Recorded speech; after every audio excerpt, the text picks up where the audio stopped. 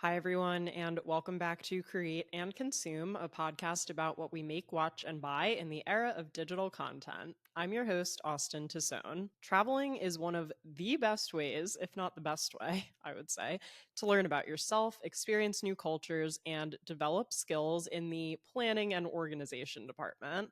I would consider myself a decently well traveled gal and have especially noticed travel ramping up more for me in the last 2 years or so. I've traveled as far as Thailand and New Zealand and as close as an hour and a half flight to Chicago. So I thought it would be fun to do an episode about my top travel tips in terms of packing, planning, and of course, the travel essentials that I simply can't live without. So that is the topic of today's episode. Hope you're excited. But before we get into that, let's talk about what we're creating and consuming this week. And as a reminder, you guys, you can always share what you're creating and consuming with me over on Instagram and TikTok. It's just at Create and Consume Pod. So be sure to tell me what you guys are watching, listening to, eating, drinking, creating, making, all of the things over there. So I have actually been on a social media break for the last week. I'll put that in quotations because I basically logged off of Instagram and TikTok for a week. Those to me are basically the two platforms that somehow like you lose track of time when you're on them, if you know what I mean. They are the ones that make me compare myself the most and kill the most time. And so I just decided to take a little break from both of those in the past week. But I was still logged into, like Threads, Twitter, Facebook, not a lot going on over there, luckily, and also YouTube, which I don't think I could ever truly take a YouTube break because that's not only where I love creating long form content, but that's also basically like part of my television now is basically watching other people's vlogs and long form content. But one thing that I did create this past week was the vlog from our trip to Amsterdam and Brussels for the Eras Tour, as discussed at length in last week's podcast episode. However, if you want to see the visuals, see what we got up to in both of those countries, and hear a bit more about the surprise songs, which I realized I didn't get a chance to discuss in last week's podcast episode, that is all in my latest vlog on my YouTube channel. So I will link that in the show notes in case you wanted more Eras Tour content and want to go check it out. So then what, may you ask, was I consuming this week while I was not scrolling through Instagram and TikTok? Well, I was consuming something that I would consider to be a lot more productive. So my friend Alyssa, who is actually also my former roommate, we lived together in Brooklyn for about 3 years.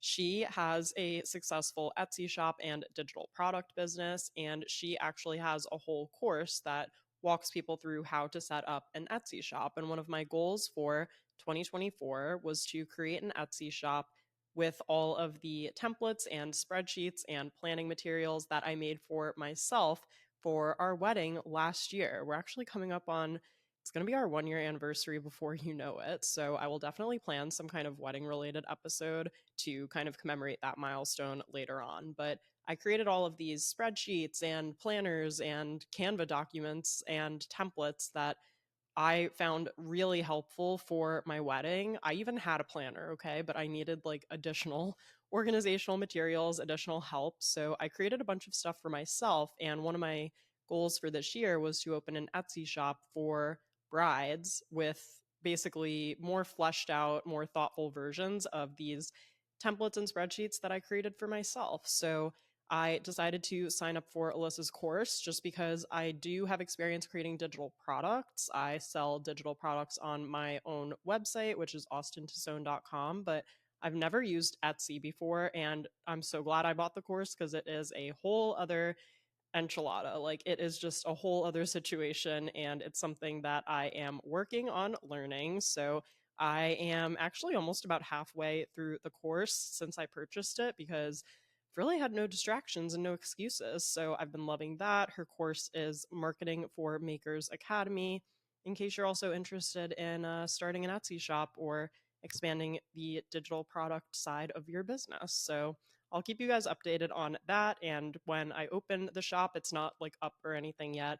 I'm still kind of creating most of the products and I'm doing like my market research. So more to come soon on that, but that's what I've been consuming this week is that new digital course. Now that we've covered that, let's get into today's topic, talking about my top travel tips. Now, I basically tried to break this down into a couple of different sections, from more of the planning phase to what to do even up to a few days before you leave. And I wouldn't call myself like a travel expert. I am just a person who loves to travel and tries to travel as frequently as they possibly can without, spending all their money and also burning out from time changes and not being in your routine and everything. But I do love traveling. We've already taken, I think, about 10 flights this year in 2024 at the time I'm recording this episode, between our honeymoon trip to Fiji and New Zealand, and then to even as recently as a few weeks ago when we went to Amsterdam and Brussels. So these are kind of just my tips and things I've learned over the years. Like I said, I'm not like a scary travel expert where I'm like, and here's how you hack all the credit card points, and here's how you do this, this, and that, and you can only do these things. And if you're not flying business, like these are more practical travel tips for like the every gal. So that is my intention with this podcast episode. And of course, if you guys have travel tips, comment them on the Instagram or TikTok, or send me an email too. I would love to hear from you all as well. But I really just wanted to share some things that have worked well for me over the years. Let's start out with booking your trips. Now, I think if you know exactly where you want to go, Google Flights is basically like the best place to start at all times. And they recently just added Southwest Airlines to Google Flights too. I know that wasn't there previously, but it has recently been added for any of you who are Southwest loyalists or who find yourself flying on Southwest a lot. I actually don't think I've ever flown on Southwest, so someone will need to tell me what all of the hype is about. But basically, the reason I like Google Flights is because it just makes it so simple and straightforward. I love how organized you can be as you are even just browsing through Google Flights. So, for example, usually New York City area is our origin point, but most specifically, like I will always choose to fly out of Newark Airport if I have the option to, because we live in Hoboken. If there's no traffic for some reason, it's literally like a 20-minute drive from us, which is amazing. So that is always my preferred airport compared to LaGuardia or JFK. So I really like that on Google Flights, I can select that specific airport. And if there's a situation, actually, like there was when we were flying back from Europe a few weeks ago, where the flight was significantly cheaper to fly into JFK, to the point where like an Uber, even if it was super expensive, it would still be cheaper to fly into that airport versus to try to find a flight back to my preferred airport. That's just something I like to keep in mind as I'm browsing. So I like that in an ideal world, I can select that I'm leaving from and returning to Newark, because it is so much closer to me than LaGuardia or JFK is. Obviously, this is different depending on where you live. If you're a Long Islander, you probably preferred JFK. When I lived in Long Island City, Queens, LaGuardia was only about a 20-minute drive from where we lived there. So even just being able to see all of the flights from your preferred airport across all of the different airlines, to me, makes Google Flights the superior place to start when you're booking and looking for flights. If you know you want to go somewhere, but you're not entirely sure where, sometimes signing up for airlines email blasts can be helpful. I somehow got on JetBlue's mailing list, which I'm not like a super JetBlue loyalist or anything. I've always enjoyed the JetBlue flights I've been on, but somehow I'm on their email list, and they will always email things like they'll know that I'm in the New York City area, and it'll be like, "Oh, flights from like New York to Dallas for like $140 or starting at $140." So sometimes if you don't know where you want to go, or you have a weekend coming up where you're able to take like an extra day off of work and you just want to go somewhere, sometimes signing up for those airline email blasts can be helpful, because they'll share when there are deals like that or things to know.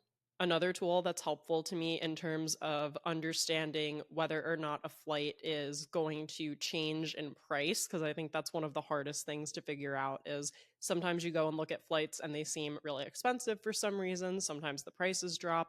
Sometimes only a day goes by and the flight price goes up a lot and you can't figure out why. So one app that can kind of help you predict stuff like that is Hopper, spelled like, a bunny, hoppin', but it's Hopper. So maybe like Edward Hopper. Is that his first name, Edward? Is that not his first name? Now I'm thinking of Stranger Things. Okay, I just looked it up. His name is Jim. I don't know why I thought his name was Edward. Is Edward Hopper an artist? Yeah, Edward Hopper is an American painter, but sorry, I was thinking of Jim Hopper from Stranger Things, which I don't think we're getting that until next year, right? Sorry, I'm getting so sidetracked. So now you won't forget that the app is called Hopper.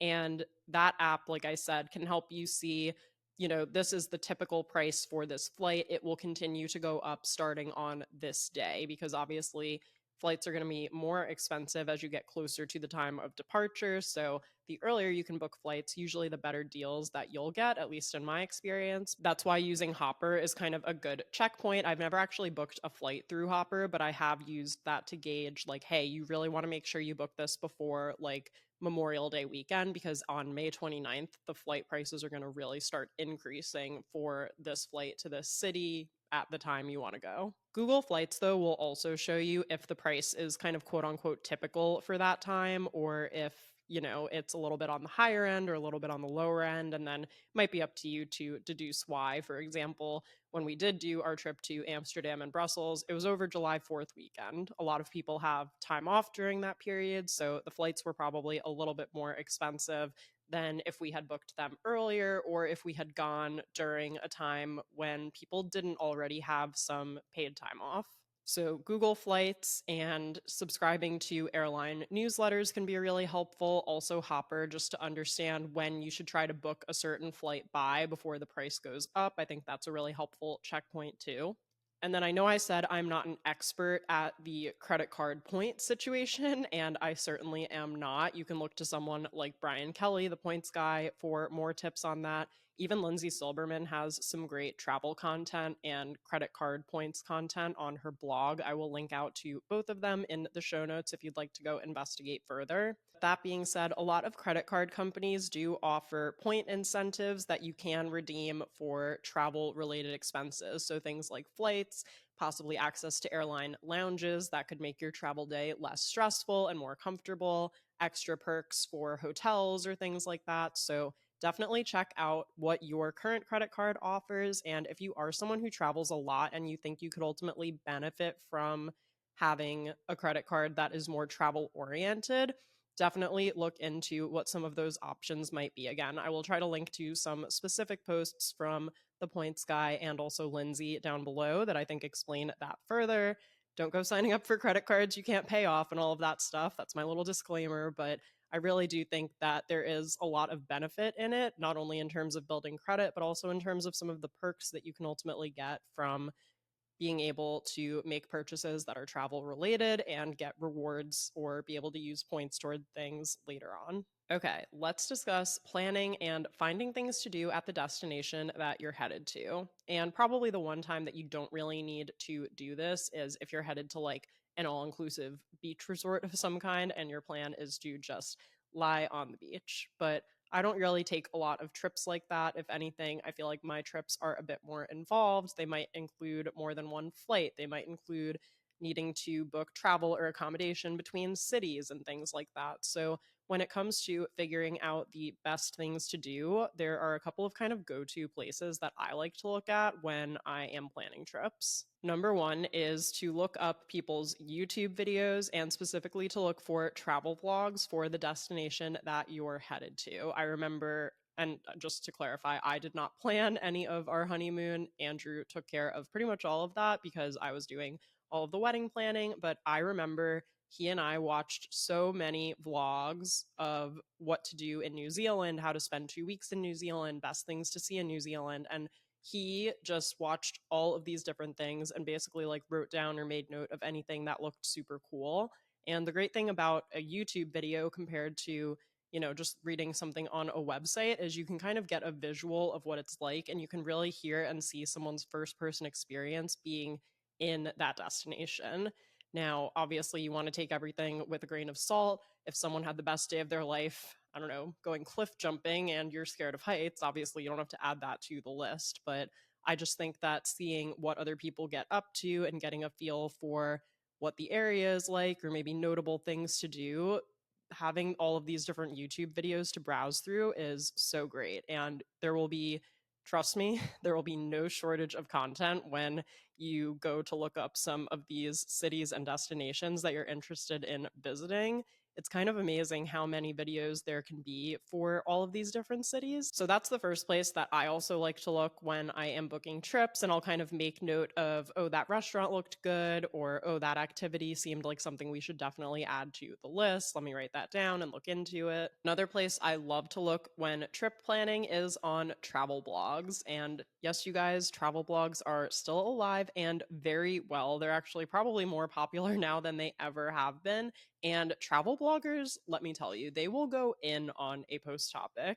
Are you looking for a review of a particular hotel? They probably have 2,000 words on it. If you're looking for all of the best food to eat in a certain city, they will have a super in depth guide with tons of photos, links out to everything. They truly make it so easy. So, shout out to all the travel bloggers out there who are putting in the work. I actually found the restaurant that we went to for our one night in Brussels on someone's travel blog, and that recommendation did not disappoint. That was one of the best seafood meals I've ever had in my life. It was so good, the service was great, and it was really close to the area we were staying in. So, even just doing a skim through some blogs gave me a lot of good ideas for this kind of last minute trip that we went on.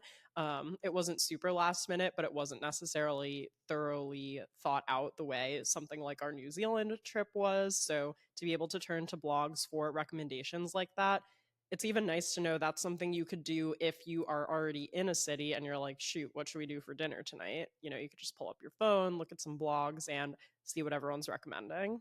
Another tool that has actually been so helpful for me in trip planning is just using Google Maps. And basically, here's the way that I use Google Maps when I'm trip planning. I will open up Google Maps and at least find the general area where I think we're going to be staying, especially if we're going to a city. And I'll basically save that location on Google Maps. So all you have to do is tap on the address, swipe over once the little picture appears, and click save. That will create a yellow star for it on Google Maps. And then you're going to be able to refer back to that destination easily.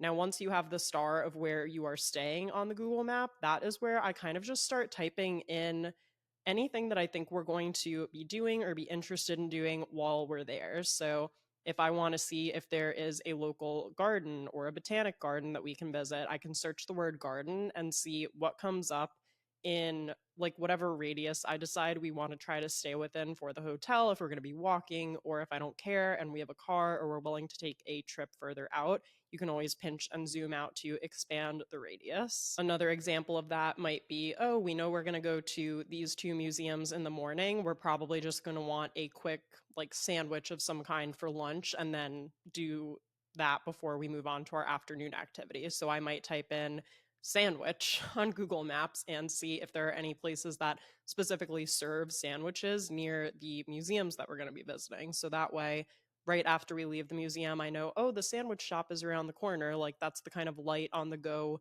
lunch that we were looking for that day. And something like that is so easy to find within Google Maps. Andrew and I also love checking out local breweries when we travel. So that's something I did in Amsterdam. I obviously knew they had the Heineken experience, but we really wanted to go to more of a small local brewery. So I typed in brewery in Amsterdam and was able to bookmark this one that popped up that said microbrewery. Thank God it said it in English because I couldn't quite make out the Dutch, but I was able to save that one and we ended up going there and it was the coolest little spot. They had all of these like beer bottles on the wall from all of these other breweries from over the years. It was just such a more authentic local vibe than if we had gone to something like the Heineken experience that's obviously very curated towards tourists. So even typing in brewery and seeing what's around or whatever dinner restaurant you're in the mood for, it's such a great way to not just get recommendations, but to get recommendations that are close to where you're staying and that makes sense with the rest of your plans. And then you can also pull up all of the details right then and there so you can read through the reviews, see how expensive it might be, check out photos of the place, see how long it would take you to walk there or drive there, whatever, from the hotel that you're staying at. And also, life hack, if you're traveling in another country and you have Wi-Fi at the hotel, but you're not going to use cellular data while you're out and about,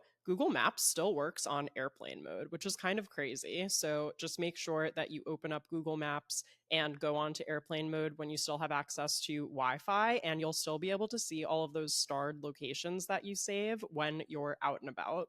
Also, if you are traveling internationally, one thing you might want to look into before you go is basically the money slash currency situation. If you're traveling to an international city, I would say that you probably don't even really need to do currency exchange. I feel like pretty much everyone has adopted the tap and pay method or can at least accept a debit card or credit card as long as you have a chip in it. So that's something to keep in mind. We did not exchange or have any euros on hand when we went to Amsterdam and Brussels on this most recent trip. However, we did do currency exchange before we went to Fiji and New Zealand because for Fiji especially, we weren't sure if there would just be situations where it would be easier to pay in cash or to tip someone with the actual paper money versus just putting it on a card, so to speak. We weren't sure how accessible that would be on a more remote kind of secluded island situation like that versus in New Zealand we were going to a lot of rural destinations, but we also were visiting cities like Christchurch and Auckland that are very similar to cities that we have here. One little tip that I've learned from Andrew is not to wait until you get to the airport or to the other country to do a currency exchange. It's actually most cost effective, I want to say, if you do it through your bank before you go. So he actually did that before we went to Fiji and New Zealand. He was able to get money from his bank. And I believe for his bank, they also said that whatever money you had left over, they would take it back at whatever the rate was that you bought it for or whatever the current rate was. So you don't have to worry about, like at an airport or maybe at a third party agency. If you are in another country, they might charge you additional fees and things like that to exchange your currency. You might not get the best value. So I would definitely go on your bank's website and look into what the options are there. One thing I will say though about tap to pay is just to look into whether your credit cards or debit cards or banks in general have foreign transaction fees.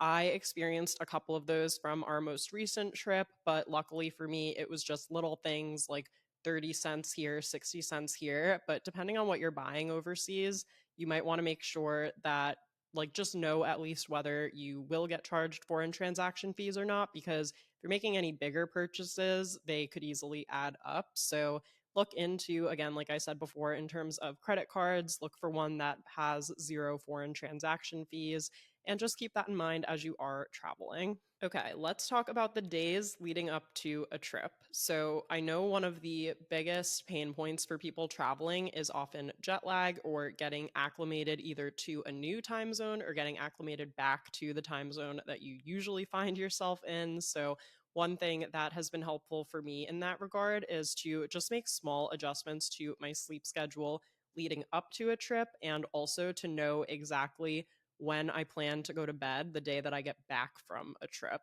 So, for example, if you are going to be traveling to Europe, I am in Hoboken, as you guys know, like on the east coast of the US. But if you're going to be traveling to Europe, they start their day earlier than we do. So, you might want to consider going to bed a little earlier than you normally would as you are in the lead up to your trip. So if you usually go to bed at 10, maybe try to go to bed at 9. And then even if you can get it to 8 an hour before, like 1 or 2 days before you end up going, even that little bit of a difference can be a big help in terms of shifting your schedule just a tiny bit earlier so that when it's 7 a.m. in Amsterdam, you can get up and go do things. I find this is especially helpful if you find you're someone who can't sleep on planes or can't guarantee that you're going to fall asleep on a flight, especially if it's an overnight one, just because it gives you that flexibility. And like I said, it gives you even that little bit of leeway to be slightly more adjusted without totally throwing off your whole life and sleep schedule. One thing that has really helped me stay organized and speed up my packing process over the years is actually to create a templated packing list in my Notes app. I really should put this in Notion because pretty much everything else is in Notion, but for now it's in my Notes app. And what I like about this is if you have, an iPhone or a Mac, you can use the Notes app to create a note and then you can duplicate it. So I basically have a template where I list out all of the categories of things in general I need to pack for. I have it kind of set up for like a long weekend, maybe like a 4-day trip, and then I can always change this or add on more to it if it's going to be a longer trip. But even just having this packing template of like the non-negotiable things that I know I will most likely need on a trip gives me a baseline to build on this outline for other trips as well. So I have used this for something as simple as a road trip up to Lake George, which is about like 3 hours from where we live. And I've used it to literally fly to the other side of the world.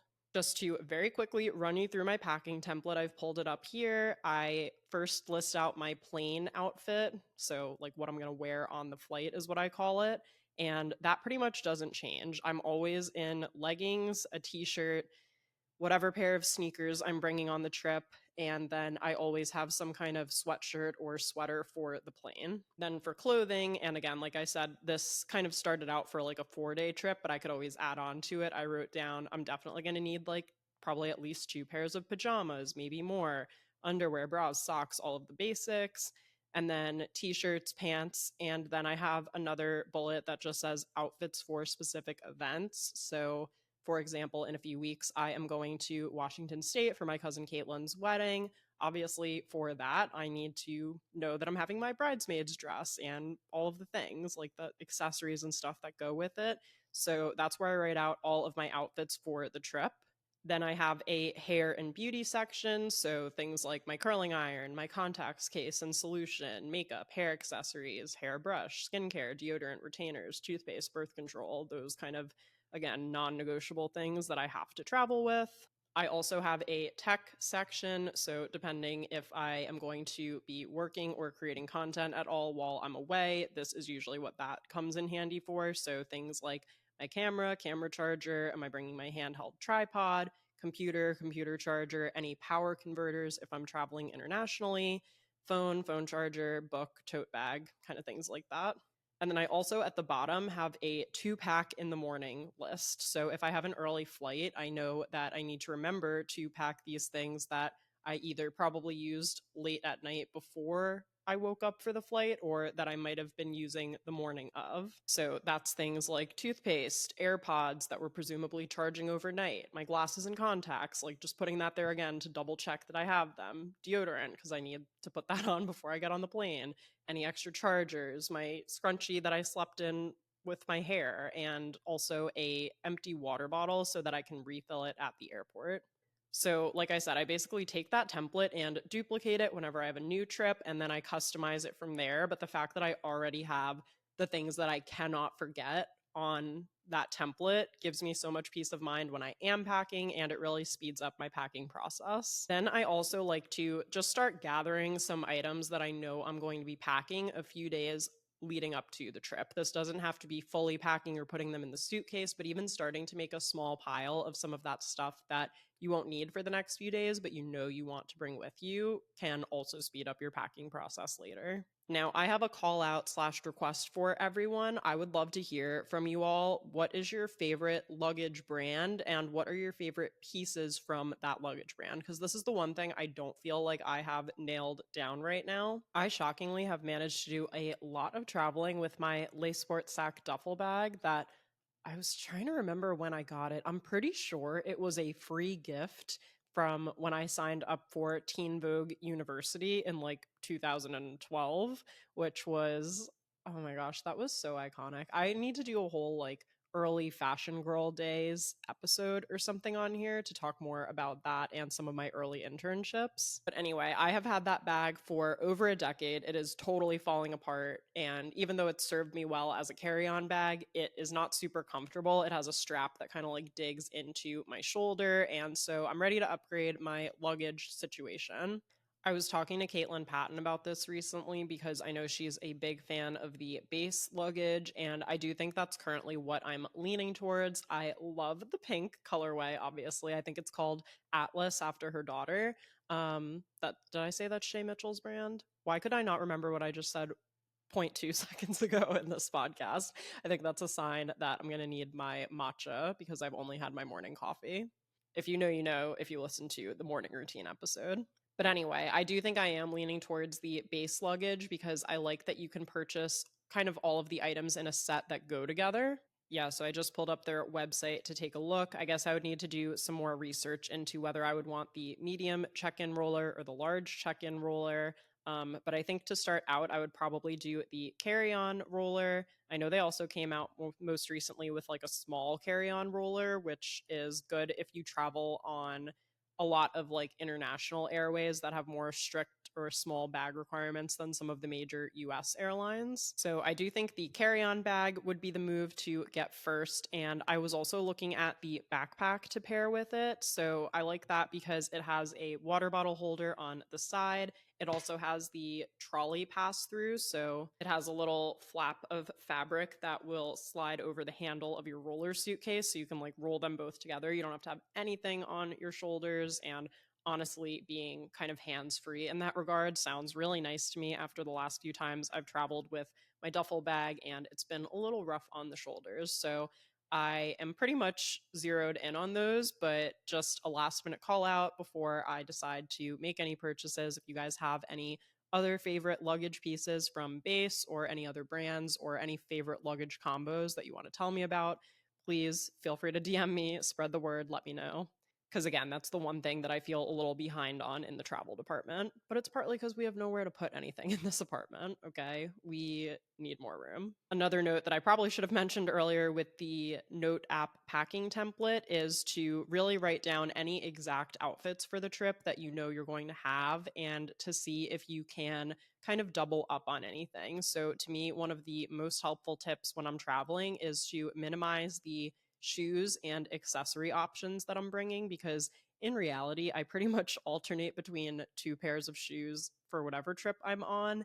And if I can bring one or two purses or handbags that kind of cover me for all situations, usually that's good enough for me. And those are the things that tend to weigh down a suitcase the most, or in my case, a duffel bag slash carry on bag. Because in general, I'm pretty good about packing in just carry-on luggage and still feel like I have most of what I need. You also don't want to get any oversized or overweight bag charges when you are checking luggage. Figuring out any exact outfits, again, if you're going to a wedding, what dress are you wearing? What shoes are you bringing? What bag are you bringing? Put the jewelry all together and like write out all of those things so that as you pack, you can just check them off. Oh, and this is a very important tip. You need to remember to download what you want to watch on the flight on Netflix and Prime. So obviously, airplanes sometimes have TVs, sometimes they don't.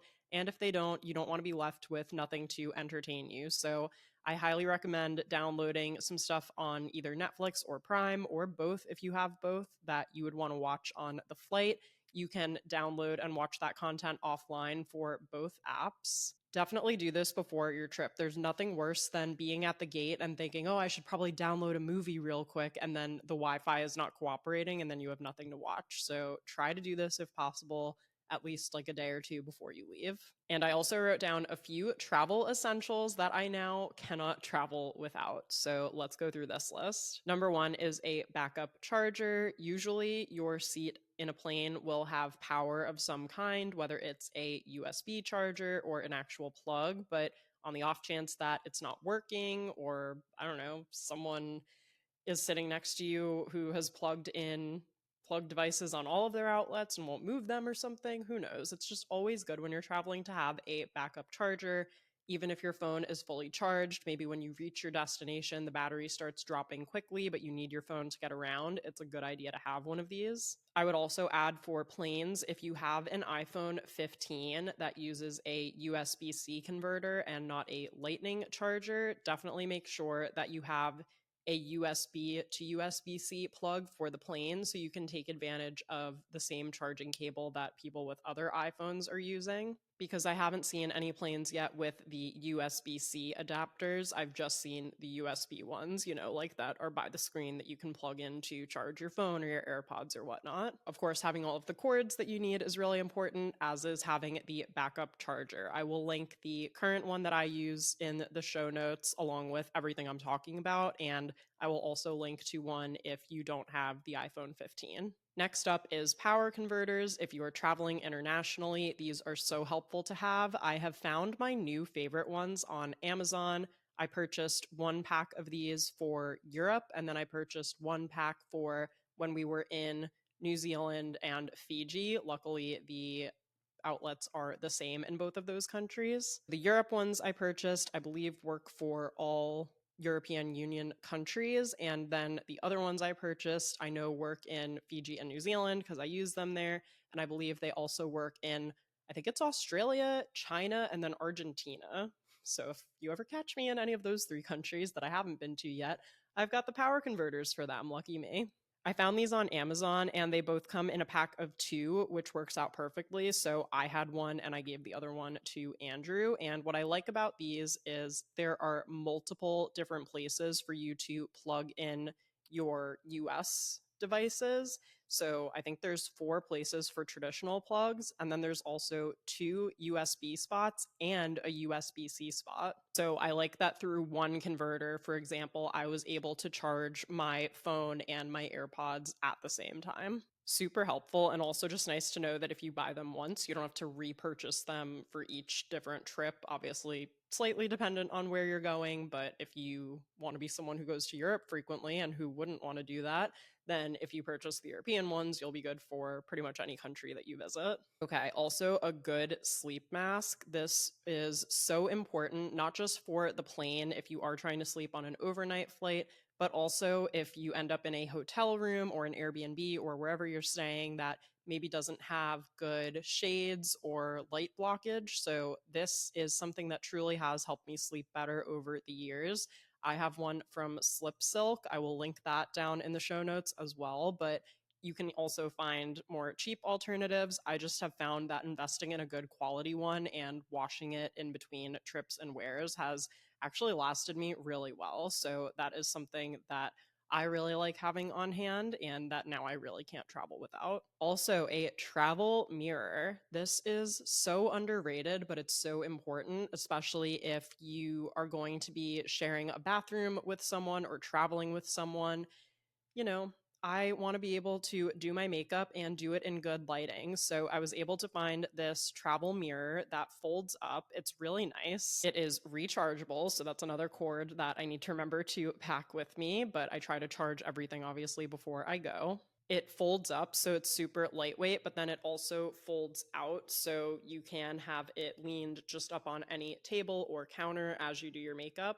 And it's lighted. So even if, again, you're staying in a hotel room, maybe that doesn't have good light, you can still use the light in the mirror to see what you're doing and make sure you get your makeup right. And I also love that, like my vanity mirror here at home, it has 3 different temperatures for light. It has a neutral, it has a cool light, and it has a warm toned light. That has honestly just been a game changer. I absolutely love that mirror.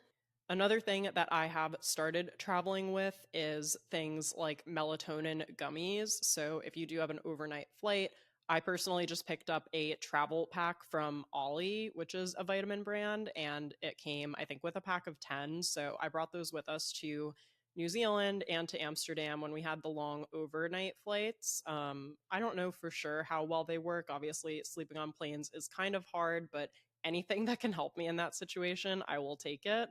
And then on that note, I actually also bought a travel pill box, which I really don't like take many pills or anything like that. But when it came to traveling and having peace of mind, knowing that I had a little container where I could put the melatonin gummies, Tums if my stomach was upset, Advil if I had a headache.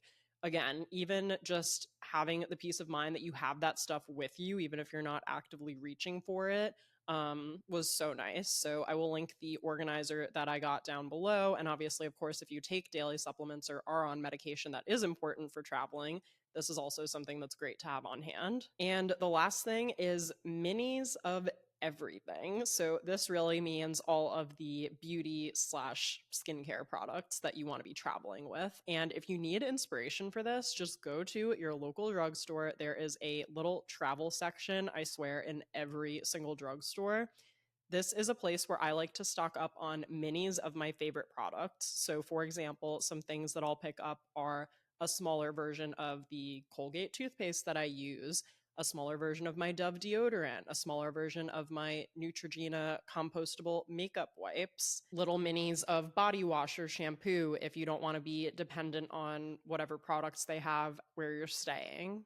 I do think minis are better for travel, so you're not lugging around full-sized products of every single thing that you use, and it just allows you to travel with less, both in terms of actual volume and space in your suitcase, and also in terms of the weight. Okay, guys, so those were my travel essentials and top travel tips. I really hope you enjoyed this episode and would, of course, love to hear your favorite travel hacks and what you can't travel without, too. As a reminder, you can support Create and Consume for free by doing any of the following. You can leave us Apple and Spotify ratings and reviews. You can like, subscribe, and hit the notification bell if you're watching on YouTube. You can follow along with us at Create and Consume Pod on Instagram and TikTok. You can send this episode to a friend who might enjoy it. And don't forget to check out createandconsumepodcast.com for episode recaps and more. Thanks again for listening, and I'll talk to you soon.